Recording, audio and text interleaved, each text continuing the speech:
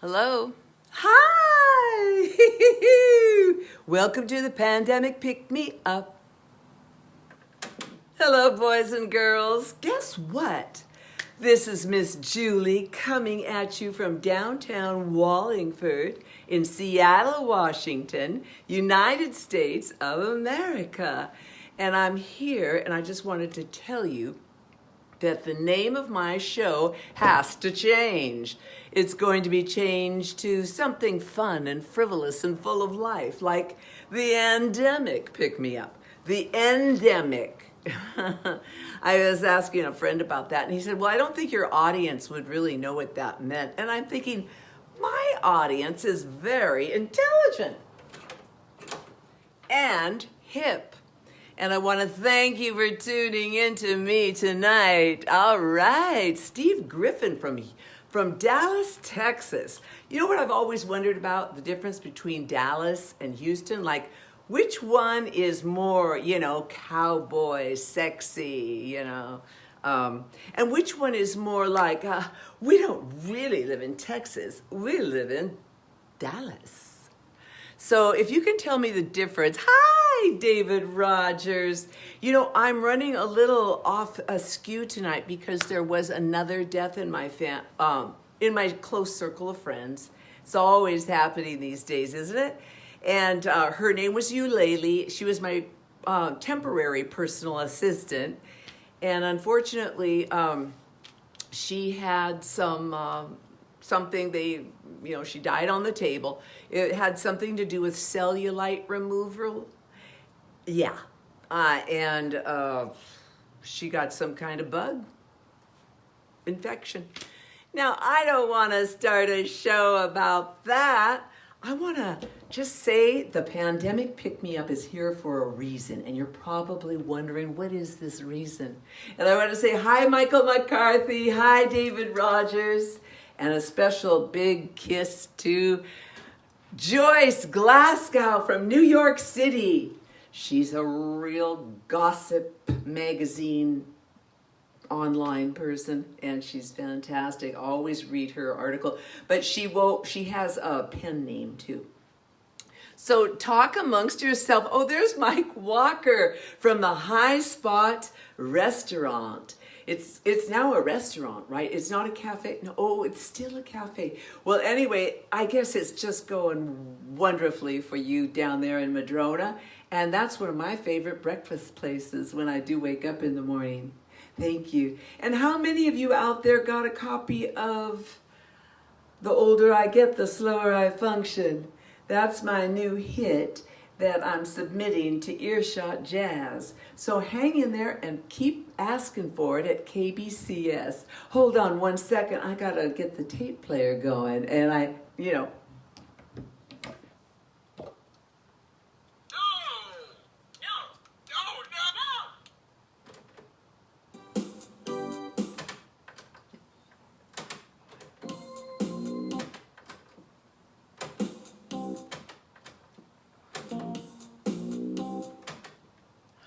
am sorry, this is so unprofessional.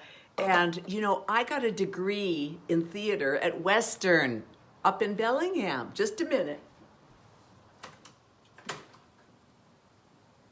Oh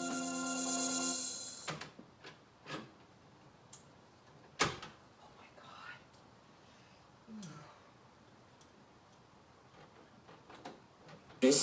That haven't been done.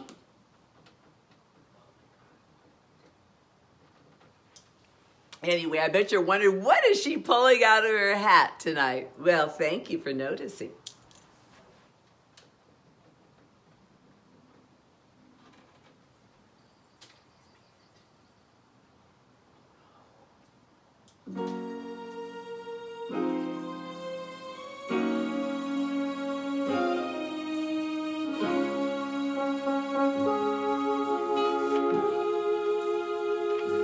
When you walk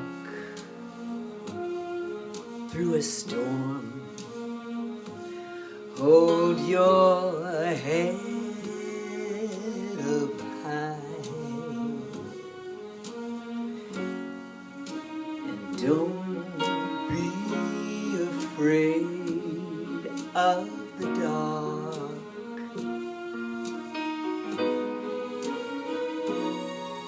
At the end of the storm. Don't you know, darling, there's a golden sky and the sweet silver song of a lark.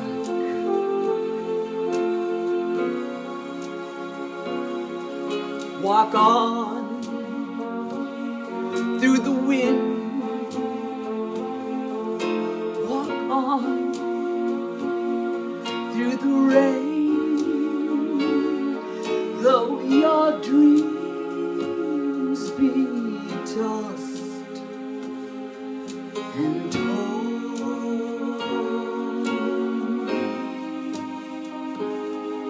Walk on, walk on with hope in your heart, and you'll never walk alone. Oh, you won't. You'll never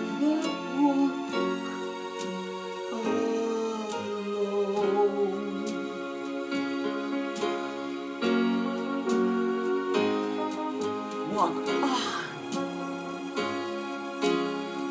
Walk on with hope in your heart, and you'll never, ever walk alone. You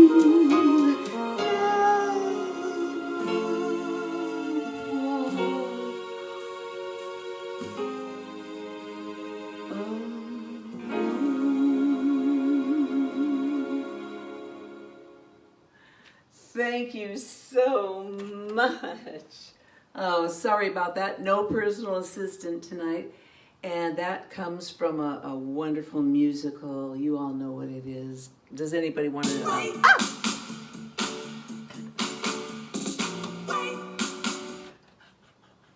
I should have just gone into that. Mr. Postman, wait and see. Is there a letter in your box for me?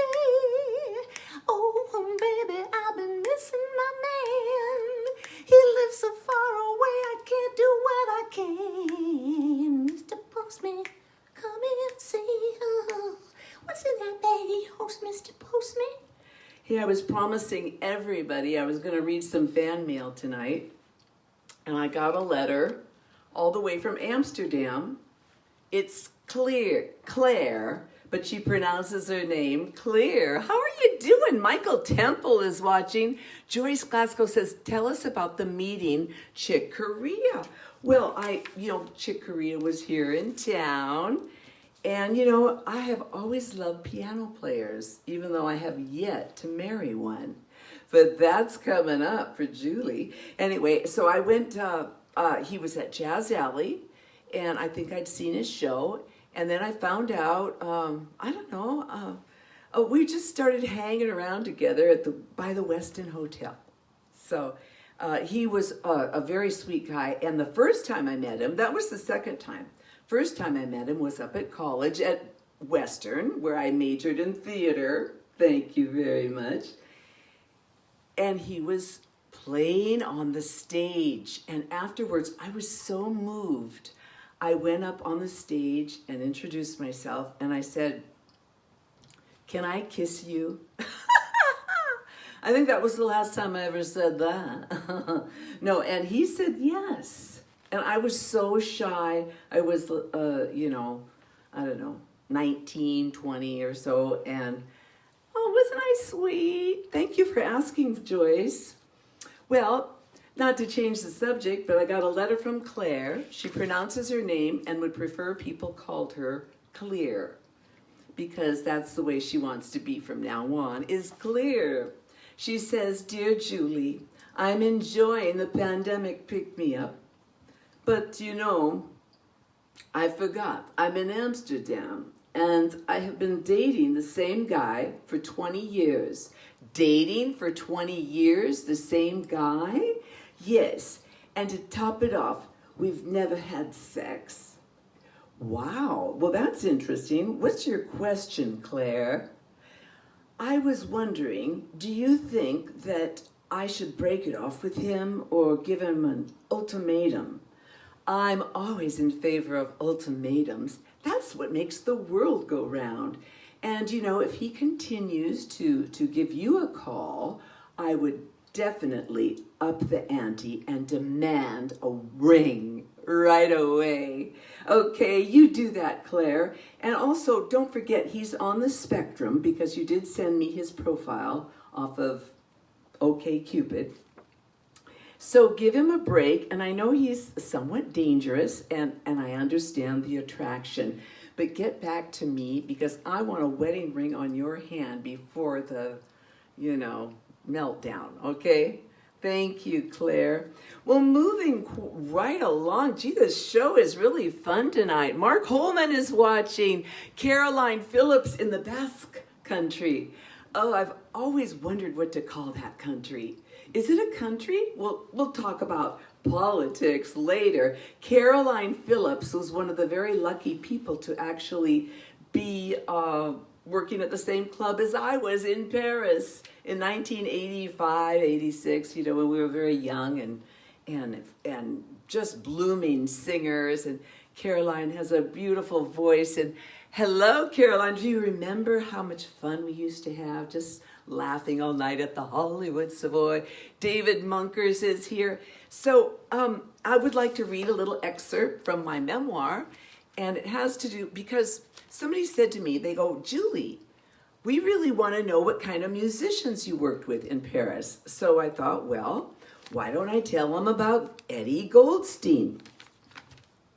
He was a sensitive, neurotic jazz pianist from Long Island, New York. He was responsible for me singing better than I had ever sung before when he accompanied me. By the way, this is not quite edited yet. When musicians love the singer, the music is amazing, and if the planets are right, we fly. Right, Caroline? It took a few gigs to get this level of comfort with each other, but when we realized we were members of the same tribe, everything fell perfectly into place. By the way, in fact, I better let you know that I was in Paris during the 80s, and I'm reading an excerpt from my memoir, which is entitled, I Love Being Abroad, Tales of a Globe-Trotting Chanteuse. Hey, that sounds like a cartoon. This musical partnership was a gift from Providence. Is there a better word than Providence? Like, I don't know, dream come true, Providence. That sounds like a hospital. I believed Eddie loved singers. He relied on them to bring him work. We were his hoes, so to speak. He told me he was lazy and didn't believe in looking for work. Well, neither did I. It always came to him usually through singers who tended to love him, like a musical pimp. He was good at what he did. He understood music. If those guys out there in the world who are searching for girlfriends, if they could just learn to play the piano, they would have no trouble. He understood music deeply as he grew up having it played in his home, like many of us neglected young baby boomers. He understood music deeply, as I just said. He even got a running start in high school. I understand he was transferred to Juilliard. Yeah. Where he got a superb musical education. He got a running start. He had done a major share of listening and playing jazz, and he understood the colors and depths of all the genres with a specific affinity for accompanying jazz singers. Now, a lot of us who were in Paris at that time worked with Eddie Goldstein, and we didn't realize what we had in him. Nobody ever realizes how fantastic a good musician is. So musicians have to have a very huge inner sense of self so they can keep emanating all that beautiful, positive, interesting, highly intelligent energy to others. He understood the 60s, 70s, and 80s style of music. So when I pulled out something bizarre and obscure from the 60s, for example, he got it, unlike many musicians who only focus on one type of music. I want to do jazz. I imagine he spent many years mesmerized by music as a kid. Didn't we all? I mean, weren't we all? His younger brother, also a pianist, played in the major leagues, working as Dolly Parton's accompanist and musical arranger in LA. When I'd ask Eddie, what brought someone so talented as yourself to Paris? Isn't that a weird question to ask somebody? Actually, it is. I think I better take that out. He relayed to me that he fell madly in love with a French girl visiting New York and followed her to Paris, where their love burned out. And in the embers, Eddie was reborn and decided to stay for the rest of his short life. He didn't live real long. Anyway, so what a neat reason to go to Paris, because you followed your love there. Right, people? Michael Ortlieb's watching. Hi. He detested the professional music scene in New York and LA, accusing it of being cutthroat. Ooh. And everyone was overly ambitious, which he felt robbed the music out of its joy. Have you noticed that? There's some joy missing. Ugh.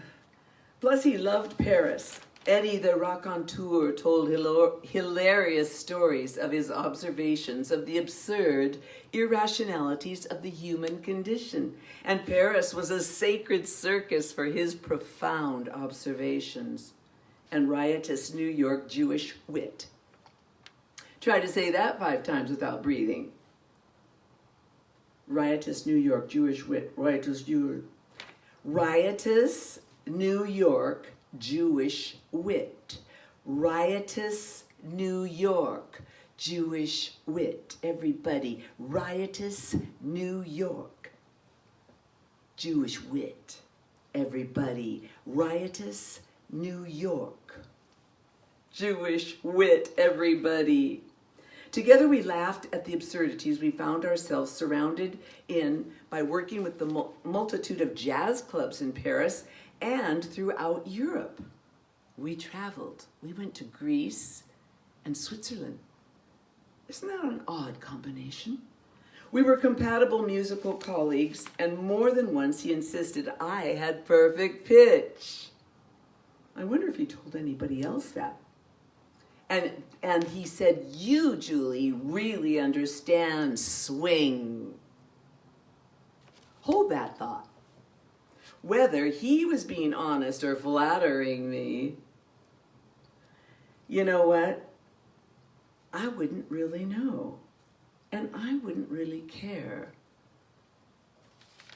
Performing with him enabled me to sing better.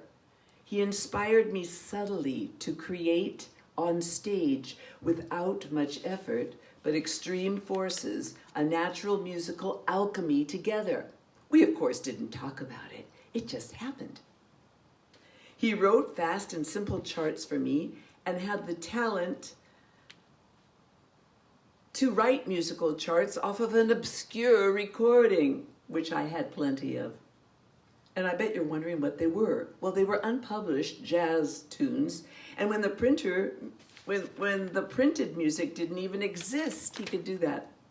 At that time, late 20s, early 30s, I figured there must be a lot of wonderful piano players like Eddie in the world. But the reality was, and is, there weren't. Lucky for me, I found a few, like Ben Fleck here in Seattle. Rest in peace.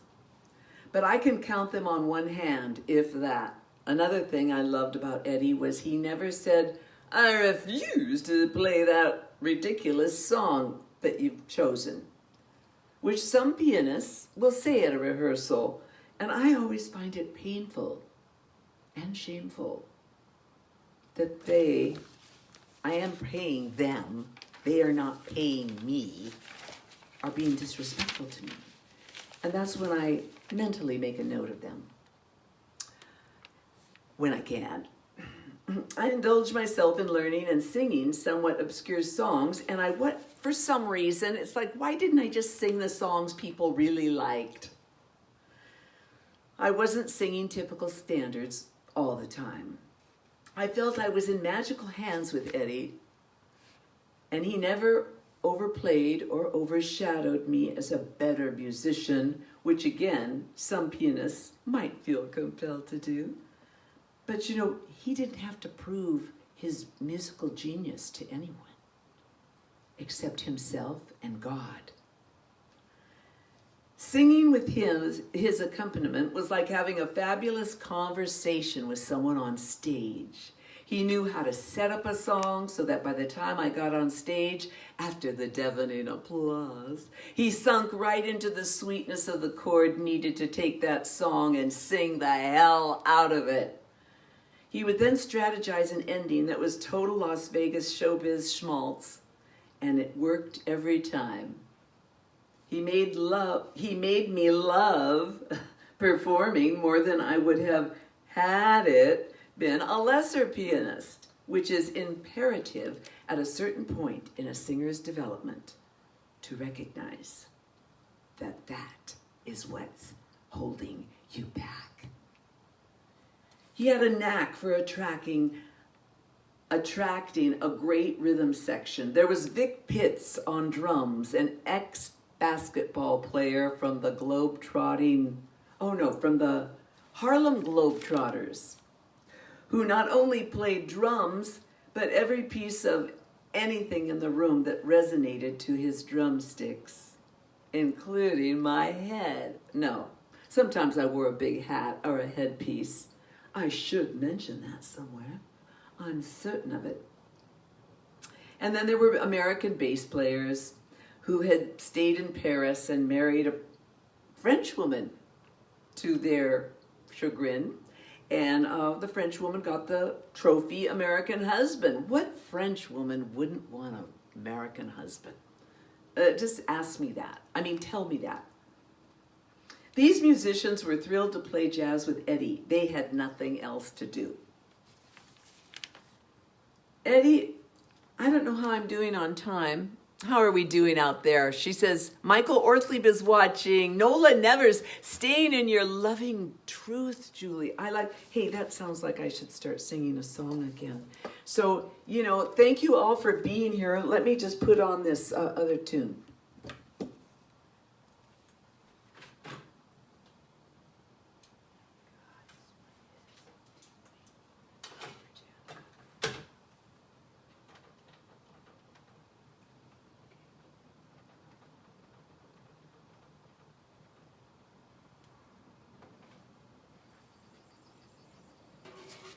Hi, I'm back. Sorry about that. I really am.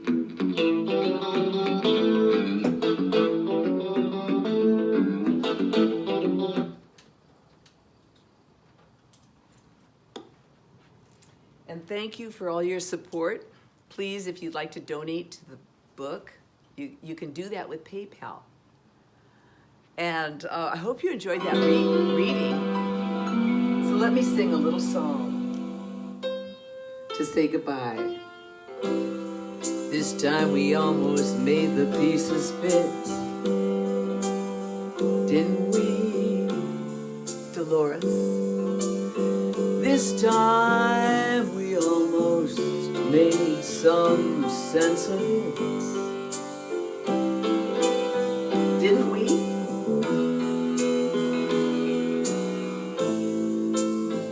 This time I had the answer right here in my hand, and when I touched it, it had turned to sand. This time we almost sang our song in tune, didn't we? This time we almost made it to the moon. Oh, didn't we?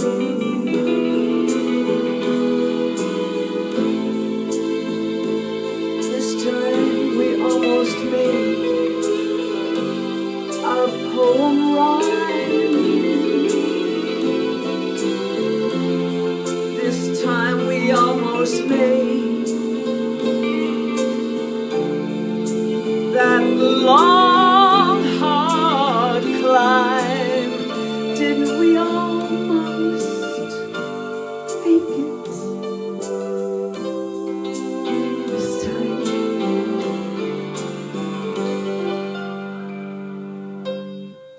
This time, we almost sang our song in tune. Didn't we, Fred? Didn't we? This time, we almost made some sense of it. Lord have mercy. Didn't we? Tried. This time, I have the answer right here in my hand, and I touched it. It turned to sand. This time, we almost made the poem rhyme. Didn't we? This time, we almost touched that love divine. This time, I had the answer, and the dream, it was right here in my hand, and it was made of sand. It was made of sand, but it looked so real, so real, and I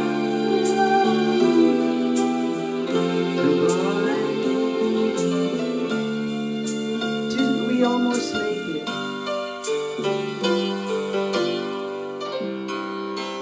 This time.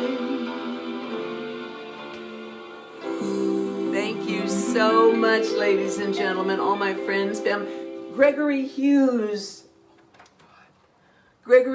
in New Zealand, thank you so much, and John, and I hope everybody's keeping well and having a good night. Thank you so much for being here on the Pandemic Pick Me Up.